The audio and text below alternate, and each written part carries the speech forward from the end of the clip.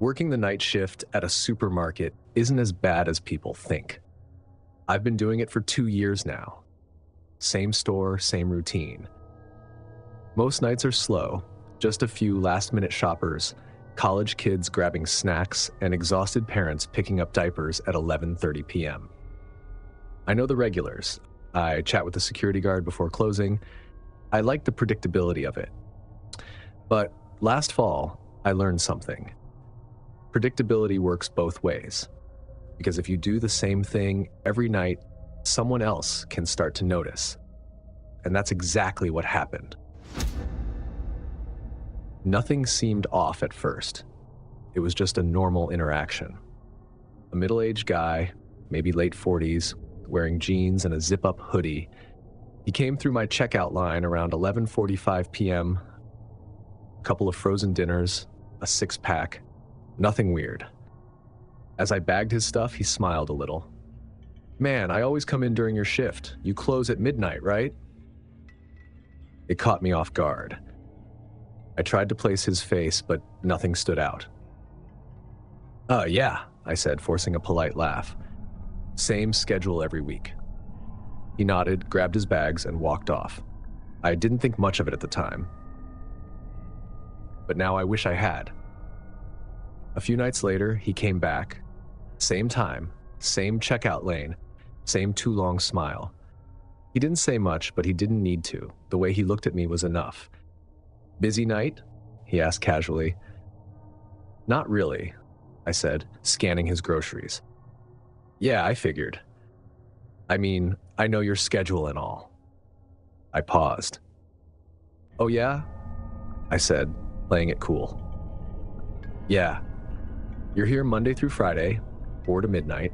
You always take your break around 9:30. Sometimes you grab a coffee from the machine near aisle 5. Then you leave out the side door near the employee lot.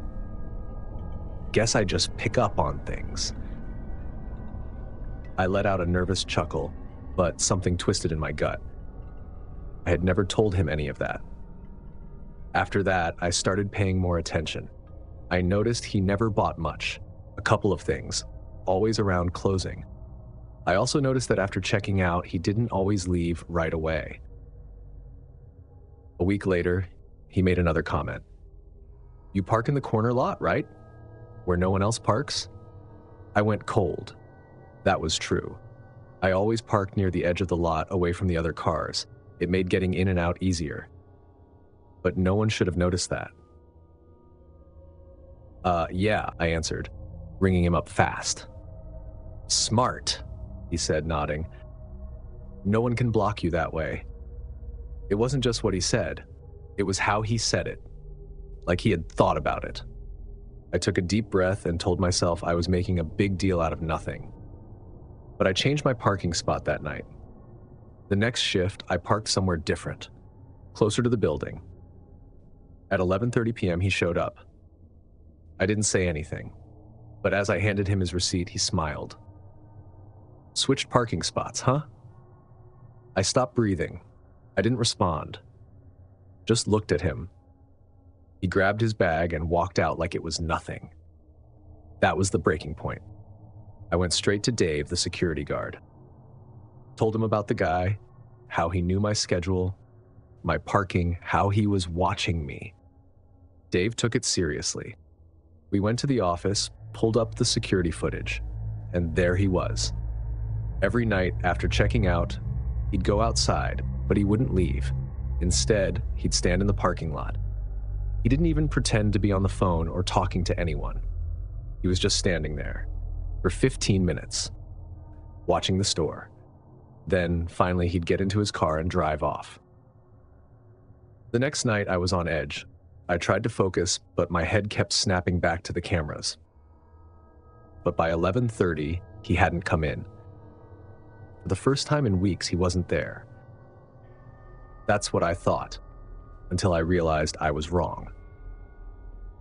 At 11:55 p.m., I went to take out the last trash bag before closing, stepped outside near the dumpsters and stopped, because he was there, standing in the far corner of the parking lot, not moving, not walking toward the store, just watching.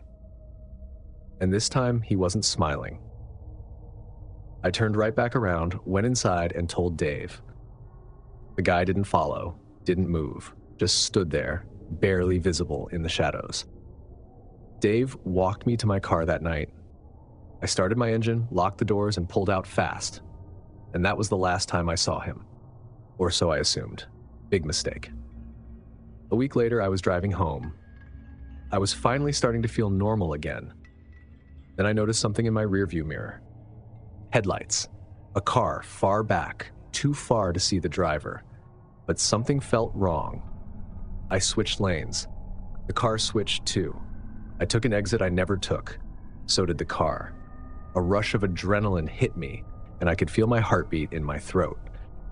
Finally, I pulled into a gas station, parked right by the entrance, in full view of the security cameras.